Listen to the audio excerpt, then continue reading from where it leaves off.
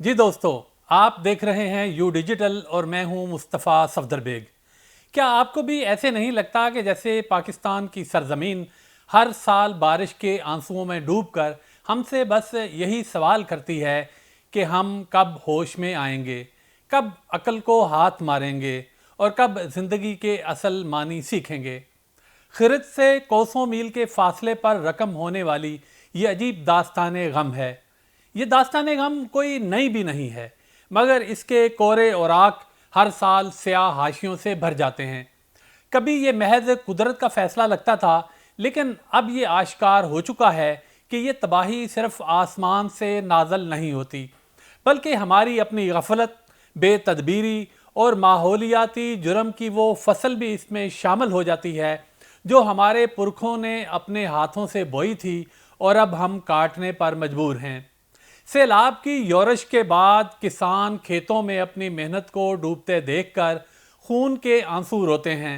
मजदूर अपनी रोज़ी छिनती देखकर हाथ मलते रह जाते हैं और हम शहर के बासी महज इस तमाशे के नाज़र बने रहते हैं। सैलाब की पहली जड़ तो मौसम के बिगड़ते हुए तेवर हैं। दुनिया के नक्शे पर मौसमों की किताब नए उन्वानात से लिखी जा रही है और पाकिस्तान भी इसका एक बाब बन चुका है। सूरज का कहर बढ़ गया है, पहाड़ों के माथे पर जमे बर्फानी ताज तेजी से पिघल रहे हैं। वो ग्लेशियर जो कभी दरियाओं के लिए आबे हयात के खामोश ज़ख़ीरे थे, अब एक ही झटके में अपनी झोली झाड़ देते हैं और दरियाओं में अचानक तुग़यानी आ जाती है। गोया पहाड़ों ने अपने सब्र का पैमाना एक ही लम्हे में तोड़ दिया हो। दूसरी तरफ मॉनसून की बारिशें भी अपनी पुरानी रवश छोड़ चुकी हैं। पहले जो बरसों का हिसाब दिनों में होता था, अब घंटों में नाज़िल हो जाता है। धरती को सांस लेने का मौका ही नहीं मिलता।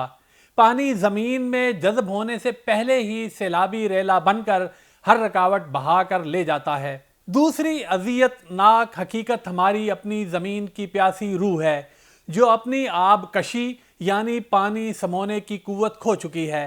वजह भला कोई पूछने वाली है? हमने बेदरेग दरख्त काट कर अपने ही हाथों से ज़मीन के मुहाफ़िज़ कत्ल कर दिए।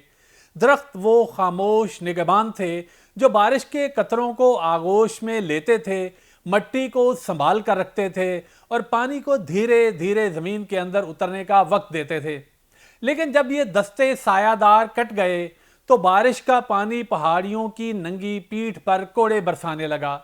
डलवानों पर मट्टी बहा ले गया और हर कदम पर मट्टी के गार यानी सिल्टेशन की एक नई परत छोड़ गया।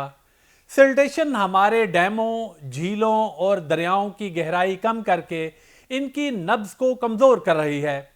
पानी ज़ख़ीरा करने की सकत हर साल सुकड़ रही है और हम तमाशाई बने इसका नज़ारा कर रहे हैं।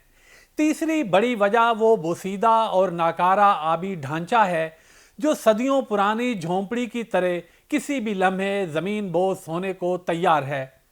हमारे डैम और बैराज बरसों से सफाई और मुरम्मत के मुंतज़र हैं, लेकिन सियासत और सफाई तनाज़ात ने नए ज़खायर की तामीर के दरवाजे ही बंद कर रखे हैं।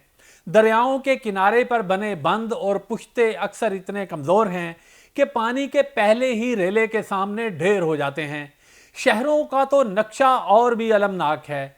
नकासी आब का निज़ाम इस कदर नापुख्ता है कि हल्की सी बारिश भी शाहराहों को नदियों और दरियाओं में बदल देती है। नालों पर नाजायज़ तामीरात ने पानी के रास्ते रोक रखे हैं। गोया हमने खुद ही अपने शहरों को एक बड़े हौज़ में तब्दील कर दिया है, जहां बारिश का एक छोटा सा बादल भी क़यामत ढा देता है।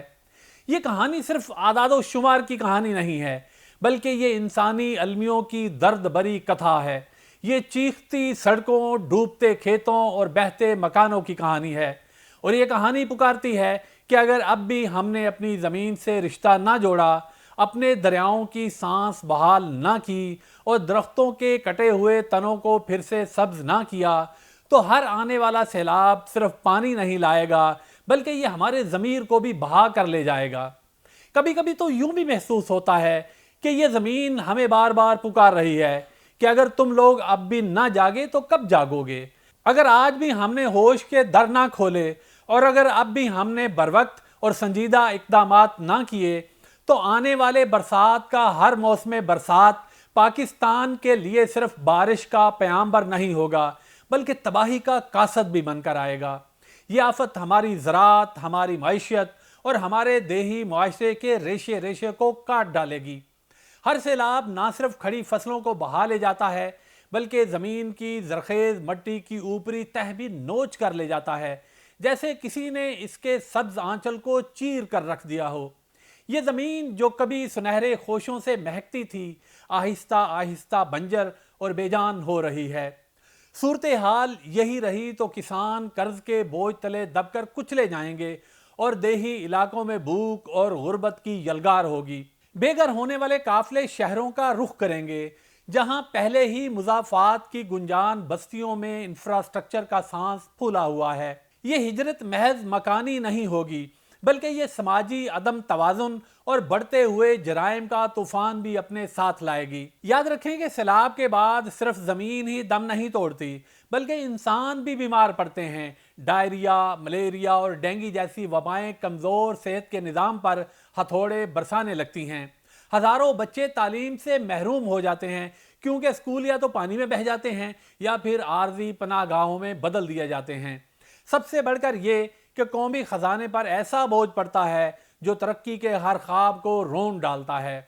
ہر سال سیلابی نقصانات کی مرمت اور متاثرین کی بحالی پر اربوں روپے خرچ ہو جاتے ہیں، جو اصل میں ان منصوبوں کا لہو ہیں جو قوم کو روشن مستقبل کی طرف لے کر جا سکتے تھے۔ یہ ایک ایسا شیطانی چکر ہے جس میں ہم برسوں سے قید ہیں۔ اس چکر میں سے ہم جتنا نکلنے کی کوشش کرتے ہیں اتنا ہی اندر دھنستے چلے جاتے ہیں۔ اب سوال یہ نہیں کہ سیلاب کیوں آتے ہیں، سوال یہ ہے کہ ہم انہیں روکنے کے لیے کیا کر سکتے ہیں۔ تو سب سے پہلے تو ہمیں اپنے جنگلات کو بچانا ہوگا۔ درخت لگانا کوئی علامتی مہم نہیں ہونا چاہیے بلکہ یہ زندگی اور موت کا سوال ہے۔ پہاڑوں کی ڈھلوانوں اور دریاؤں کے کنارے پر ایک بڑے، مسلسل اور منصوبہ بند شجرکاری پروگرام کی ضرورت ہے تاکہ زمین پھر سے سانس لے سکے۔ دوسرا کام یہ کرنا ہوگا کہ ہم نے اپنے آبی ذخائر بڑھانے ہوں گے۔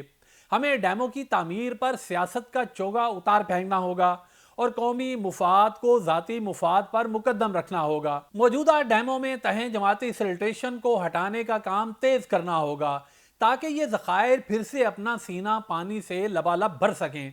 تیسرے نمبر پر ہمیں دریاؤں کے کناروں پر بند اور پشتوں کو مضبوط فصیلوں کی طرز پر تعمیر کرنا ہوگا۔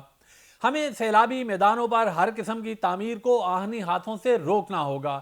شہروں کے نکاسی آب کے نظام کو جدید خطوط پر استوار کرنا بھی وقت کی فوری اور اہم ترین ضرورت ہے۔ اور ان سب کے ساتھ ساتھ ہمیں ایک ایسا مؤثر پیش کی انتباہی نظام قائم کرنا ہوگا جو بروقت خبردار کر سکے تاکہ لوگ اچانک اور ناگہانی صورت میں اپنی جان اور مال محفوظ مقامات پر منتقل کر سکیں۔ بلا شبہ یہ سب کچھ حکومت اکیلی نہیں کر سکتی۔ اس کے لیے ہر شہری کو اس لڑائی کو اپنی لڑائی سمجھ کر لڑنا ہوگا۔ ہمیں یہ جاننا ہوگا کہ ماحول دشمن رویے اصل میں خودکشی کے مترادف ہیں۔ یاد رکھیں کہ پلاسٹک کے استعمال میں کمی، پانی کا محتاط استعمال اور درخت لگانے جیسے بظاہر چھوٹے اقدامات دراصل آنے والے کل کو محفوظ بنانے کے لیے بڑے قدم ہو سکتے ہیں۔ دوستو، سیلاب کوئی آسمانی بلا کا نام نہیں ہے کہ ہم ہاتھ باندھ کر بیٹھ جائیں۔ حقیقت تو یہ ہے کہ یہ ہماری اپنی پیدا کردہ آزمائش ہے جسے ہم چاہیں تو قابو میں بھی لا سکتے ہیں، لیکن شرط صرف یہ ہے کہ ہم اپنی آنکھیں کھولیں، اپنے ارادے کو فولاد بنائیں اور ایک واضح حکمت عملی کے ساتھ آگے بڑھیں۔ ورنہ اگر آج بھی ہم نے یہ موقع گنوا دیا تو آنے والا کل ہم سے اپنے حساب کا انتقام لے گا اور اس وقت شاید پچھتاوے کے آنسو بھی اس آگ کو بجھا نہ سکیں گے۔